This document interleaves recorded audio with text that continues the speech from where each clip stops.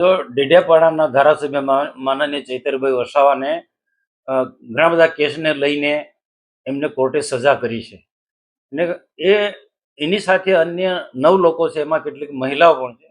મને પણ દુઃખ થાય છે. એક નાની બાળકી 15-16 વર્ષ 16 દિવસની 15-16 દિવસની બાળકીની સાથે પેલા મહિલાને જેલમાં જવું પડે એ અમને પણ દુઃખ લાગે છે. પણ આ આખી ટોટલી ન્યાય પ્રક્રિયા છે, એ ન્યાયને લગતો વિષય છે. પણ મારે એમ કેવું છે આમ આદમી પાર્ટીના નેતાઓને, ખાસ કરીને ગોપાલ ઇટાલિયાને, કે તમે વિદ્વાન વ્યક્તિ છો, ધારાસભ્ય છો, વકીલ તરીકે પણ તમે ડિગ્રી મેળવી છે અને પોલીસ ખાતામાં તમે નોકરી કરી છે.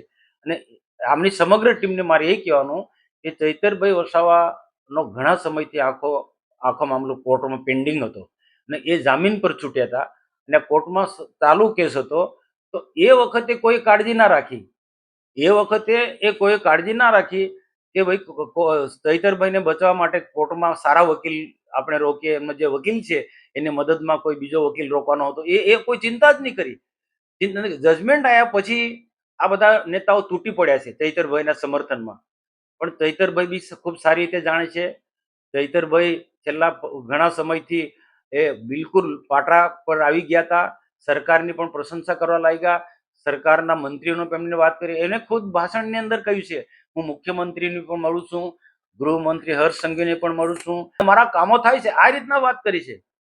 અને અમે 15 દિવસ પહેલા એક મંચ પર અમે સાથે હતા ઉમરાણમાં 15 દિવસ પહેલા એક મંચ પર સાથે હતા, સાથે જમ્યા હતા. કાર્યક્રમના સમાપન પછી અમે સાથે બન્યા છે, એમના બધા સભ્યો અને એમના આખી ટીમ સાથે. ત્યારે બધી જ આ પ્રકારની ઘણી બધી વાતો થઈ છે જે આપણે કહી શકાય નહીં, પરંતુ એ હંમેશા પોઝિટિવ રીતના આગળ વધી રહ્યા હતા. પણ આ જજમેન્ટ આવ્યા પછી, કોર્ટનું જજમેન્ટ આવ્યા પછી આ બધા નેતાઓ રાજકીય પ્રસિદ્ધિ મેળવવા માટે ચૈતરભાઈના નામે આમ આદમી પાર્ટીનો વ્યાપ વધારાના બધા નાટક કર્યા, સ્ટન્ટ કરી રહ્યા છે. બાકી ખરેખર ચૈતરભાઈ માટે એમને લાગણી હતી, ચૈતરભાઈને એને બચાવવો હતો. તો જે તે સમયે જે કોર્ટમાં મામલો ચાલતો હતો એ વખતે કાળજી રાખવાની હતી. અને જ્યારે કોર્ટમાં મામલો ચાલતો હતો તો નાની બાળકી માટે પણ, મહિલાઓ માટે પણ બોલવું હતું. મને દુઃખ છે કે નાની બાળકી સાથે જેલમાં જવું એ બહુ મુશ્કેલ કામ છે, અઘરું કામ છે. મારો તો સીધો આક્ષેપ છે કે સમય પર તમે જોજો, ચૈતરભાઈ મુશ્કેલીમાં હોય તે વખતે આમ આદમી પાર્ટીના ક્યારેય આવ્યા નથી. અને એ પછી આવું કોઈ પણ પરિણામ આવ્યા પછી, ચૈતરભાઈ મુશ્કેલીમાં મુકાયા પછી આ લોકો ચૈતરભાઈના નામે બધી જાતની બધી ટીકા ટિપ્પણીઓ કરે છે ને ભાજપ પર ને સરકાર પર ને અમારા જેવા પર જાતના બધા આક્ષેપો લગાડે છે. પણ આ એક ચૈતરભાઈના માધ્યમથી આમ આદમી પાર્ટીને એ મજબૂત બનાવવું છે. અને ચૈતરભાઈને તો ખાલી મોહરું છે, પણ ચૈતરભાઈના નામે આ ઘણું બધું રાજકીય ખીચડી આમ આદમી પાર્ટીના લોકો કરી રહ્યા છે. ચૈતરભાઈને ઈરાદાપૂર્વક જેલમાં મોકલો અને એના પછી રાજકીય ખીચડી પકવાનો આમ આદમી પાર્ટીના નેતાઓનો ઈરાદો છે. હવે દિલ્હીના નેતાઓ પણ આવશે, ગુજરાતના નેતાઓ પણ અહીંયા આવશે. તો કેસ ચાલતો તો તે વખતે કેમ નથી કોઈ આવ્યો, મારો પ્રશ્ન છે.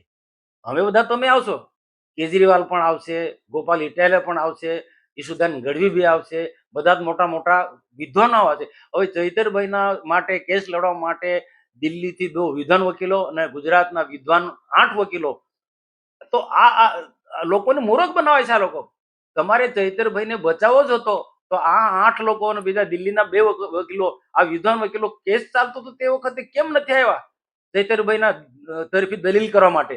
અથવા તો એમનો જે વકીલ હતો એમને ગાઈડ કરવા માટે બી આવવું જોઈએ ને. પણ આ પ્રજાને મૂર્ખ બનાવે છે, ચૈતરભાઈનો ખાલી ઉપયોગ કરે છે. અને ચૈતરભાઈ એક ભોળો માણસ છે, એનો ભોળપણનો આ લોકો લાભ ઉઠાવી જાય છે. આજે ચૈતરભાઈ પર જે કેસો કરે છે એ આમ આદમી પાર્ટીના ઈશુદાન ગઢવી જેવા કે પછી ગોપાલ ઇટાલિયા જેવા લોકો એમની ખીચ કે એમને શક્તિશાળી છે જ નથી. ઈશુદાન ગઢવી કે ગોપાલ ઇટાલિયા એટલા શક્તિશાળી છે જ નથી. તો ચૈતરભાઈ મહિને મોહરું બની કરીને ગુજરાતની અંદર આમ આદમી પાર્ટીને મજબૂત કરવા તરફ આગળ જઈ રહ્યા છે ને ચૈતરભાઈનો ઉપયોગ કરી રહ્યા છે. મારે તો વિનંતી છે કે ચૈતરભાઈ આવા લોકોના ઈશારે નહીં ચાલે, પોતાની તાકાત છે પોતાની રીતના ચાલે.